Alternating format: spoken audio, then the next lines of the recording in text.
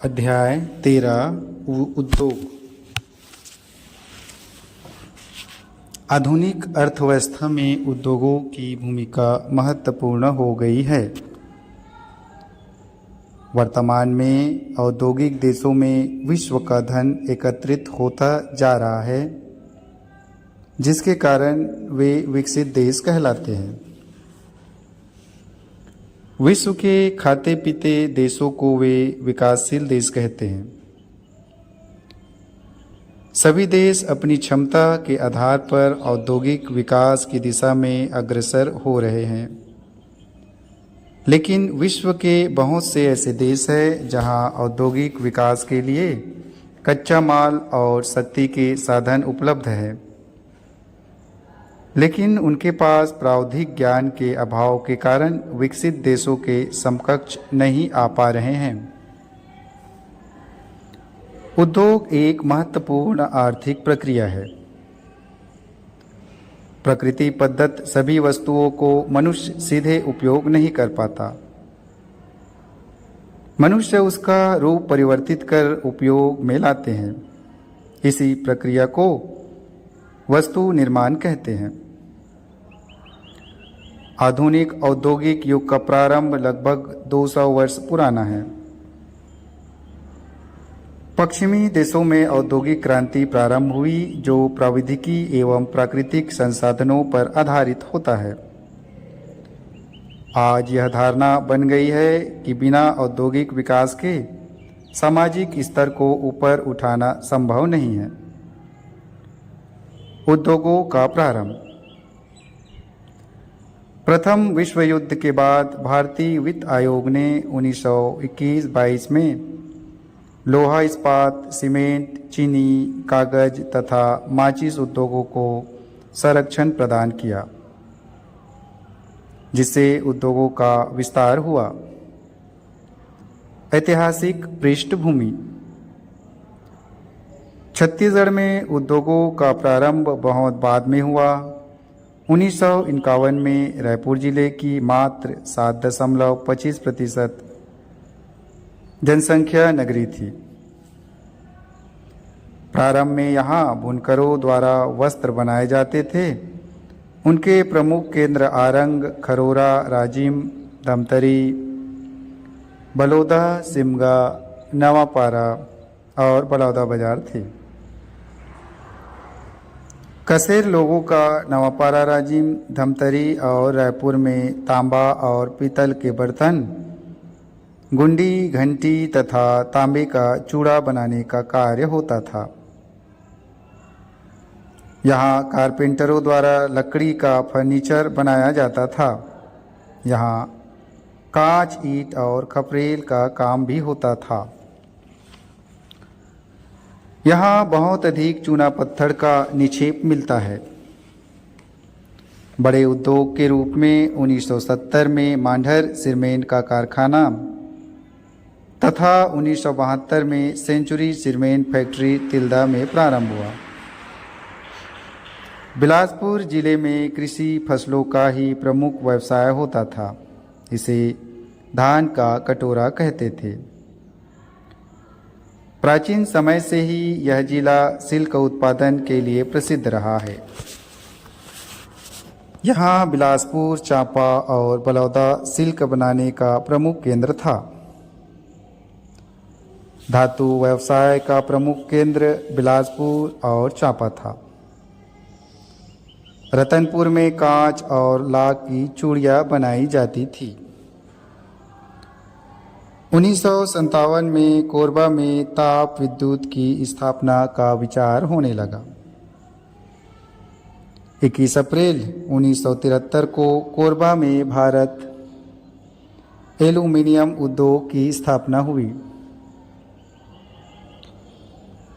दुर्ग जिले में प्रारंभ में कई गांवों में देसी मोटा कपड़ा बुना जाता था। नवागढ़ में चौखाने वाले कपड़े बनाए जाते थे। दुर्ग, बालोद, देवकर, बेमेतरा और अर्जुंदा में गड़रिये सफ़ेद और काले चौखाने वाले कंबल बुनते थे। प्रति कंबल का भाव ₹1.25 से 3 रुपया होता था। दुर्ग, नवागढ़ और धमधा में पीतल तथा कांचे के बर्तन तथा आभूषण बनते थे। नवागढ़ में पत्थर का बाउल्स बनाते थे। लोहे को गलाकर खेती के औजार बनाते थे। बढ़ईगिरी, लोहारगिरी, कुम्हारगिरी के साथ साथ जूते बनाने, बांस की टोकरियां और रस्सी बनाने का कार्य ग्रामीण अर्थव्यवस्था में शामिल रहे हैं। भारी उद्योग की स्थापना भिलाई लौह इस्पात उद्योग 20 अप्रैल 1957 को प्रारंभ हुई। इसके पश्चात उसके सहायक तथा गौण उद्योगों का जाल बिछ गया। छत्तीसगढ़ में प्रथम उद्योग के रूप में बंगाल नागपुर काटन मिल की स्थापना 1896 में, राजनांदगांव में तथा रायगढ़ में मोहन जूट मिल की स्थापना 1935 में हुई। पहली धमन भट्टी की नींव की खुदाई 20 अप्रैल 1957 को हुई। इस्पात उद्योग का क्षेत्र दुर्ग से पूर्व की ओर 8 किलोमीटर, भिलाई रेलवे स्टेशन से 2 किलोमीटर दूर 43 वर्ग किलोमीटर क्षेत्र में फैला हुआ है। राज्य की औद्योगिक नीति। छत्तीसगढ़ में तीव्र औद्योगिक विकास के लिए छत्तीसगढ़ शासन द्वारा नई औद्योगिक नीति बनाई गई है जो निम्नांकित है। उद्देश्य। पहला, इसका उद्देश्य कोर सेक्टर के साथ अन्य क्षेत्रों में औद्योगिक विकास को बढ़ावा देना है। राज्य के लोगों को स्व उद्यम तथा रोजगार के अधिकाधिक अवसर उपलब्ध कराने का प्रयास किया जाएगा। दूसरा, पिछड़े विकास खंडों में बेहतर औद्योगिक विकास के लिए अपेक्षाकृत अधिक आर्थिक प्रोत्साहन देकर संतुलित औद्योगिक विकास सुनिश्चित करना। तीसरा, बुनियादी तथा औद्योगिक अधोसंरचना में निजी क्षेत्रों की भागीदारी को सुनिश्चित करने के लिए विशेष प्रोत्साहन देने की योजना बनाई गई है। निर्यात को बढ़ावा देने के लिए अनुकूल वातावरण विकसित किया जाएगा। चौथा, औद्योगिक विकास के लिए रेल, सड़क और वायु परिवहन के विकास को प्रोत्साहित करने का कार्य किया जाएगा। पब्लिक प्राइवेट पार्टनरशिप की अवधारणा को प्रभावी बनाने पर विचार किया जा रहा है। पांचवा, देशी तथा विदेशी पूंजी निवेश को सुगम बनाने के लिए निवेशकों को प्रोत्साहित करने की योजना है। 100% FDI निवेश की गति को तीव्र करने की नीति बनाई गई है। रणनीति। पहला, नए औद्योगिक क्षेत्रों एवं उद्योगों के लिए आरक्षित भूखंडों की व्यवस्था करना। दूसरा, समूह आधारित औद्योगिक विकास को प्रोत्साहित करने के लिए विशिष्ट औद्योगिक पार्कों की स्थापना करना एवं सीमेंट, स्टील और विद्युत परियोजनाओं के लिए अलग से औद्योगिक क्षेत्र की स्थापना करना। तीसरा, औद्योगिक क्षेत्रों के लिए आधारभूत संरचना का विकास करना। चौथा, बीमार उद्योगों के पुनर्वास हेतु योजना तैयार करना। पांचवा, उद्यमता के लिए उद्यमिता एवं कौशल विकास के कार्यक्रम आयोजित करना। छठा, औद्योगिक क्षेत्रों की स्थापना के लिए राज्य एवं जिला स्तर पर उद्योग विभाग के कार्यालयों को सशक्त बनाना। सातवां, औद्योगिक क्षेत्रों में आधारभूत संरचना के विकास के लिए लोक और निजी क्षेत्र की अवधारणा को प्रोत्साहन देना। Wagon repair shop Raipur. क्षतिग्रस्त या पुराने रेल के वैगनों, बोगियों की मरम्मत तथा रेलगाड़ियों के पुर्जों की मरम्मत व निर्माण हेतु रायपुर रेलवे स्टेशन से 7 किलोमीटर दूर उत्तर दिशा की ओर WRS कॉलोनी के पास लगभग 550 एकड़ क्षेत्र में 1966 से निर्माण प्रारंभ हुआ और 1968 से कार्य करना प्रारंभ कर दिया। रेलवे के इस वर्कशॉप में आधुनिक यूनिफ्लो सिस्टम कार्यरत है जो एक दिन में 35 वैगनों की मरम्मत कर सकता है। साउथ ईस्टर्न कोल फील्ड्स लिमिटेड देश में कोयले उत्पादन में वृद्धि के लिए भारत सरकार ने 16 अक्टूबर 1971 को कुकिंग कोयले की खदानों तथा 31 जनवरी 1973 को गैर कुकिंग कोयले की खानों की राष्ट्रीयकरण किया, जिसके परिणाम स्वरूप इनका प्रबंध कोल इंडिया लिमिटेड द्वारा किया जाने लगा, जिसकी स्थापना 1 नवंबर 1975 को की गई। इसके निर्देशन में देश की 425 कोयले की खदानें और 14 धोवनशालाएं कार्य करने लगी। देश में कोयला उत्पादक 8 कंपनियां हैं, जिनमें से साउथ ईस्टर्न कोल फील्ड्स लिमिटेड एक कंपनी है। छत्तीसगढ़ में यही कंपनी कोयला उत्पादन का कार्य करती है। इसका गठन 28 नवंबर 1985 में हुआ। इसका मुख्यालय बिलासपुर में है। लोहा एवं इस्पात उद्योग। आधुनिक औद्योगिक युग में लोहा इस्पात उद्योग को विकास का आधार स्तंभ माना जाता है।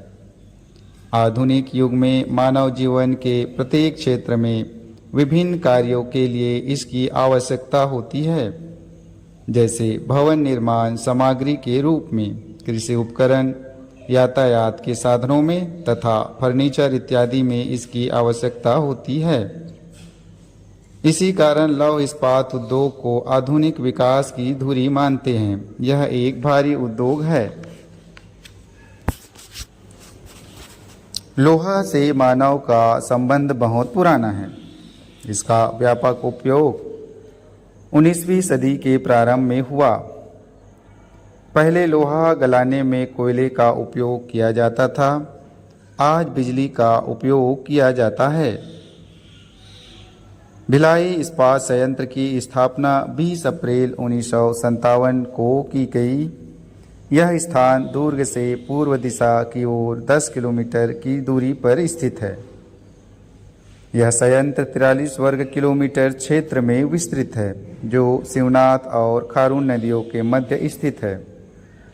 इस उद्योग के लिए पानी की व्यवस्था भिलाई से लगभग 56 किलोमीटर दूर स्थित गोंदली तथा तांदला जलाशयों से तथा तांदला से निकाली गई नहर से भी की जाती है। संयंत्र के लिए कच्चा लोहा निम्नांकित खदानों से उपलब्ध होने लगा। चिकली 22 अक्टूबर 1958, राजहरा 30 अक्टूबर 1960, दल्ली 1 सितंबर 1962, आरी डोंगरी 1 अप्रैल 1963, कोकन 16 जनवरी 1964, झरन दल्ली नवंबर 1966। राजहरा से भिलाई तक कच्चा लोहा परिवहन के लिए 90 किलोमीटर रेलवे लाइन बिछाई गई, जिससे 22 अक्टूबर 1958 से रेल द्वारा परिवहन प्रारंभ हुआ। डोलोमाइट की पूर्ति हिरी माइंस बिलासपुर से होती है। चूना पत्थर भिलाई से 32 किलोमीटर दूर नंदिनी की खानों से पूर्ति की जाती है। मैग्नीज अयस्क की पूर्ति बालाघाट से होती है। कोयला की पूर्ति कोरबा, बिहार के झरिया और बंगाल के रानीगंज तथा कारगली एवं दुग्गा वासनी कोयला खानों से होती है। विद्युत की आपूर्ति 160 किलोमीटर दूर कोरबा के ताप विद्युत केंद्र से की जाती है। प्रथम धमन भट्टी का प्रारंभ 4 फरवरी 1959, द्वितीय धमन भट्टी का प्रारंभ 28 दिसंबर 1959, तृतीय धमन भट्टी का प्रारंभ 28 दिसंबर 1960, चतुर्थ कोक भट्टी बैटरी 8 दिसंबर 1964, प्रथम कोक भट्टी बैटरी 31 जनवरी 1959, द्वितीय कोक भट्टी बैटरी 22 दिसंबर 1959, तृतीय कोक भट्टी बैटरी 26 दिसंबर 1960। खुली भट्टियाँ। प्रथम खुली भट्टी का प्रारंभ 11 अक्टूबर 1959, द्वितीय खुली भट्टी का प्रारंभ 17 दिसंबर 1959, तृतीय खुली भट्टी का प्रारंभ 23 मार्च 1960, चतुर्थ खुली भट्टी का प्रारंभ 15 अक्टूबर 1960, पंचम खुली भट्टी का प्रारंभ 27 दिसंबर 1960, षष्ठम खुली भट्टी का प्रारंभ 22 फरवरी 1961। खुली भट्टियाँ। प्रथम खुली भट्टी का प्रारंभ 11 अक्टूबर 1959, द्वितीय खुली भट्टी का प्रारंभ 17 दिसंबर 1959, तृतीय खुली भट्टी का प्रारंभ 23 मार्च 1960, चतुर्थ खुली भट्टी का प्रारंभ 15 अक्टूबर 1960, पंचम खुली भट्टी का प्रारंभ 27 दिसंबर 1960, षष्ठम खुली भट्टी का प्रारंभ 22 फरवरी 1961। प्रारंभ में लौह उत्पादन क्षमता 10 लाख टन था, जो बढ़ते बढ़ते अभी 55 लाख टन हो गई है। इस संयंत्र से रेलवे की 65 मीटर लंबी पाते, रेल के पहिए, स्लैब, लौह पिंड, ढलवा, लोहा और इस्पात की प्लेटों का निर्माण होता है। यहाँ से लौह इस्पात का निर्यात जापान, श्रीलंका, दक्षिण Korea, Malaysia, Italy, great Britain, America, मिस्र इत्यादि देशों को किया जाता है। जनवरी 2017 में 130 मीटर लंबी रेल की पात बनाया, जो विश्व की सबसे लंबी पटरी है। यहाँ लगभग 17,000 करोड़ रुपये का व्यापार होता है। यहाँ से प्लेटों का निर्यात संयुक्त राज्य अमेरिका, ग्रेट ब्रिटेन, जापान और इटली को किया जाता है। बुलेट वायर रॉड एवं वाणिज्यिक इस्पात श्रीलंका, सिंगापुर, बहरीन, ताइवान और दुबई को निर्यात करते हैं। रेल की पटरियां मिस्र, दक्षिण कोरिया, न्यूजीलैंड और ईरान आयात करता है। उत्पादन क्षमता पिग आयरन 6.30 लाख टन। पहला, भारत एल्यूमीनियम कंपनी लिमिटेड, बालको, कोरबा। छत्तीसगढ़ के औद्योगिक विकास के लिए एल्यूमीनियम उद्योग बहुत आवश्यक है। उद्योगों के विकास हेतु शक्ति के साधनों, भवन एवं वास्तुकला, प्रतिरक्षा उपकरणों, वायुयानों के निर्माण में, नाभिकीय कार्यों, घरेलू उपयोग की बर्तनों के निर्माण में इसका बड़े पैमाने पर उपयोग होता है। अमरकंटक पर्वत के फुटका पहाड़ में बॉक्साइट का बड़े पैमाने पर उपलब्धता के कारण कोरबा में देश का सबसे बड़ा एल्यूमीनियम प्लांट की स्थापना 21 अप्रैल 1973 को हुई। केंद्र सरकार ने मार्च 2001 में इस कंपनी का 51% हिस्सा मैसर्स स्टरलाइट कंपनी लिमिटेड को 551 करोड़ रुपये में बेच दिया। शेष 49% हिस्सा भारत सरकार के पास है। इस उद्योग का विस्तार लगभग 1500 एकड़ क्षेत्र में है। इस उद्योग की स्थापना हंगरी और रूस के सहयोग से की गई है। इस कारखाने में पहले प्लांट की स्थापना मई 1975 में की गई, जिनकी 25,000 टन प्रति वर्ष उत्पादन क्षमता थी। द्वितीय प्लांट का निर्माण कार्य 1976 में पूरा हो गया था, किंतु उसे एक वर्ष बाद 1977 में प्रारंभ किया गया। फरवरी 1976 में झूले की सहायता से बॉक्साइट की खदानों से आना प्रारंभ हो गया। जुलाई 1983 में तृतीय चरण का 5,000 टन क्षमता वाले प्लांट का निर्माण कार्य पूर्ण हुआ। जून 1984 में चतुर्थ चरण के प्लांट का एक भाग तथा सितंबर 1984 में इसी प्लांट का द्वितीय भाग बनकर तैयार हो गया। दोनों मिलाकर कुल क्षमता 25,000 टन की हो गई। यहाँ लाखों टन एल्यूमीनियम शीट का निर्माण होता है। छत्तीसगढ़ के उद्योगों में इसका बहुत बड़ा योगदान है। इससे स्थानीय लोगों को बड़ी संख्या में रोजगार उपलब्ध हुआ है। इस संयंत्र द्वारा एल्यूमीनियम पिंड, प्राप्त छड़, बस बार, वेल्डित चादरें तथा एक्सट्रक्शन आदि धातुएं निर्मित की जाती है, जिससे विद्युत, परिवहन, केनिंग, पैकेजिंग, टकसाल, प्रतिरक्षा एवं बर्तन उद्योगों का संभरण होता है। प्रक्षेपास्त्रों के निर्माण में यहाँ के एल्यूमीनियम का उपयोग होता है। इसकी उत्पादन क्षमता aluminium wire 55,750 ton, rolled production 43,600 ton, ingot और अन्य उत्पादन 1,800 टन है। अन्य लौह इस्पात उद्योग। पहला, मोनेट इस्पात उद्योग, मंदिर हसौद, रायपुर। दूसरा, Raipur alloys and steel company, Siltara, Raipur. तीसरा, Jindal strips and power limited, Raigarh. चौथा, मोनेट इस्पात इंडस्ट्रीज, भूपेदेव, रायगढ़। पांचवा, HEG ली, पोरई, दुर्ग। छठा, प्रकाश इंडस्ट्रीज, चापा, जांजगीर चांपा। सातवां, नोवा इंडस्ट्रीज, दगोरी, बिलासपुर। आठवां, निको स्टील इंडस्ट्रीज, सिलतरा, रायपुर। नौवां, रजिंदर स्टील लिमिटेड, सिलतरा, रायपुर। 10वां, भिलाई रिफ्रैक्टरीज प्लांट, मरोदा, दुर्ग।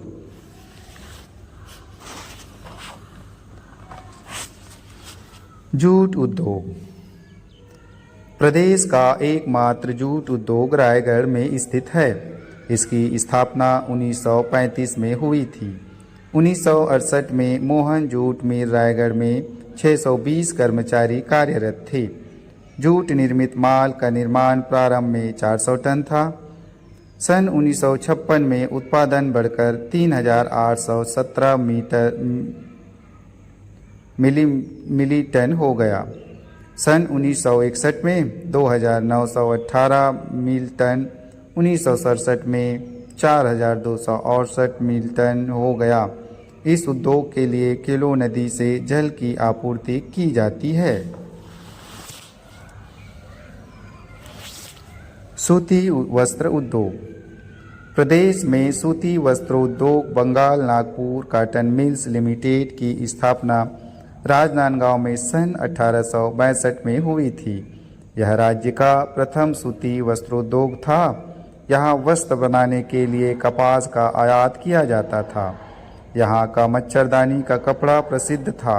वर्तमान में यह उद्योग बंद पड़ा है।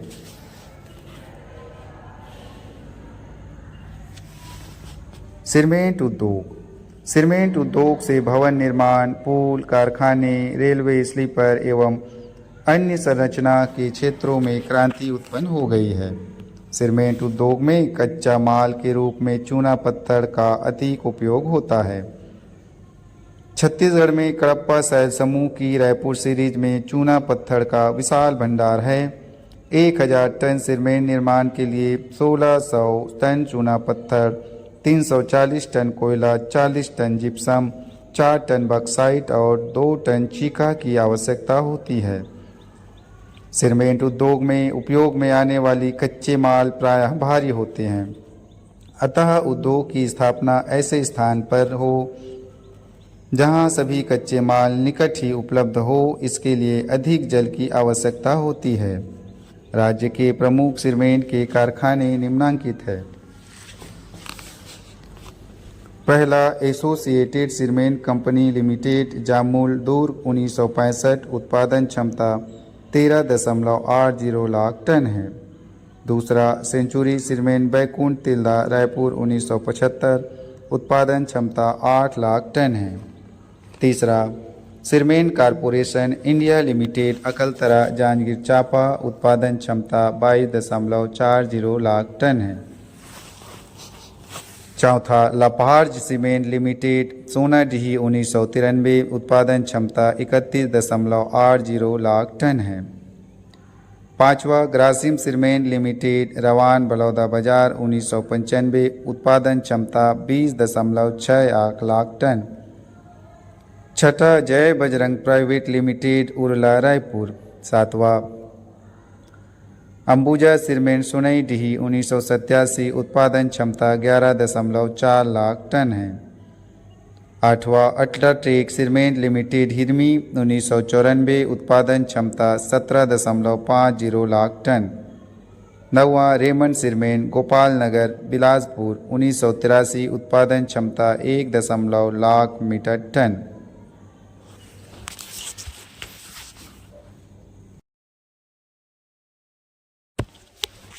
कृषि आधारित उद्योग।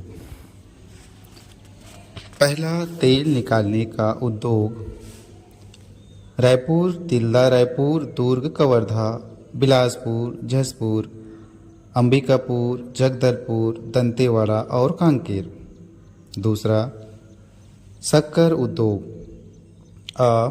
भोरम देव सहकारी शक्कर कारखाना कवर्धा उत्पादन क्षमता 2013-14 से 3,86,460 क्विंटल। महामाया सहकारी शक्कर कारखाना केरटा सूरजपुर। दंतेश्वरी मैया सहकारी शक्कर कारखाना बालोद। तीसरा चावल मिल तिल्दा रायपुर, दुर्ग, राजनांदगांव, बिलासपुर, जांजगीर चांपा, जसपुर, कोरिया, धमतरी, दंतेवाड़ा और कवर्धा। चौथा दाल मिल तिल्दा रायपुर, दुर्ग, राजनांदगांव, भाटापारा, बिलासपुर, जांजगीर चांपा, रायगढ़, जसपुर, कांकेर और कवर्धा।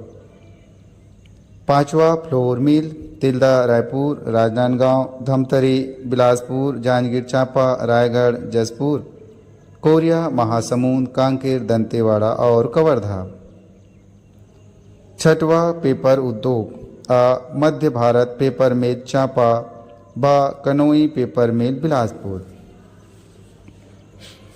वन आधारित उद्योग।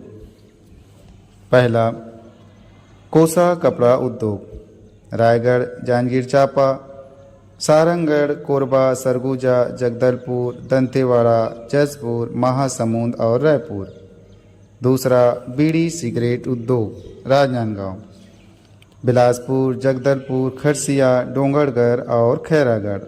तीसरा cigarette Lakshmi tobacco limited Bhilai, Bristol cigarette और एमपी टोबैको लिमिटेड दुर्ग, पनामा सिगरेट। चौथा हर्रा निकालने का उद्योग सरगुजा। पांचवा कत्था निकालने का उद्योग सूरजपुर। छठवा कागज उद्योग चांपा और जगदलपुर। सातवां लाख उद्योग धमतरी, रायगढ़, कोरिया, बिलासपुर, दंतेवाड़ा और कांकेर। आठवां लकड़ी चीरने का उद्योग कांकेर, जगदलपुर, कोंडागांव, नारायणपुर, दंतेवाड़ा, रायपुर, डोंगरगढ़, कवर्धा, दुर्ग, राजनांदगांव और खैरागढ़। नौवां दोना पत्तल झाड़ू कांकेर। रसायन आधारित उद्योग बिलासपुर, रायपुर, कोरबा, भाटापारा, रायपुर और भिलाई में रसायन उद्योग संचालित है। औद्योगिक विकास केंद्र। औद्योगिक प्रदेश वह क्षेत्र होता है जहां औद्योगिक दृश्य भूमि का निरंतर विकास होता रहता है। यहाँ उद्योगों की प्रधानता होती है और कारखानों का केंद्रीकरण होता है। प्रदेश के औद्योगिक केंद्रों में थर्मल पावर प्लांट, इस्पात उद्योग, खनिज उत्खनन, सीमेंट कारखाना और कृषि इंजीनियरिंग के अधिकांश कारखाने हैं। औद्योगिक केंद्रों के रूप में भिलाई, उरला, कोरबा, रायगढ़, दुर्ग, सिलतरा और बिलासपुर तेजी से विकसित हो रहे हैं। धुआं उगलती हुई कारखानों की चिमनियां आवासीय कॉलोनियों औद्योगिक दृश्यभूमि के रूप में उभरती हुई दिखाई देती है। यहाँ का वातावरण प्रदूषित होता है। प्रदेश में 4 लघु औद्योगिक केंद्र है। पहला औद्योगिक केंद्र उरला रायपुर। दूसरा औद्योगिक केंद्र सिलतरा रायपुर। तीसरा औद्योगिक केंद्र बोरई दुर्ग। चौथा औद्योगिक केंद्र सिरगिट्टी बिलासपुर। पहला औद्योगिक केंद्र उरला रायपुर। रायपुर नगर से लगभग 12 किलोमीटर की दूरी पर उत्तर दिशा की ओर स्थित है। यह लघु औद्योगिक क्षेत्र केंद्र से लगभग 2 किलोमीटर के क्षेत्र में चारों ओर विस्तृत है। यहाँ रेलवे और सड़क यातायात की सुविधा होने के कारण रायपुर के आसपास के क्षेत्रों से कार्य करने के लिए श्रमिक आते जाते हैं। यह क्षेत्र उद्योग की अधिक सघनता के कारण रायपुर के आसपास का क्षेत्र सबसे प्रदूषित है। यह औद्योगिक विकास केंद्र लगभग 800 हेक्टेयर भूमि पर स्थापित है, जहां 550 बृहद, मध्यम और लघु उद्योगों की स्थापना हुई है। यहाँ 15,000 से अधिक व्यक्ति विभिन्न कार्यों में संलग्न हैं। दूसरा, औद्योगिक विकास केंद्र सिलतरा रायपुर। जय जय बुढ़ादेव का जय बुढ़ादेव क्यों का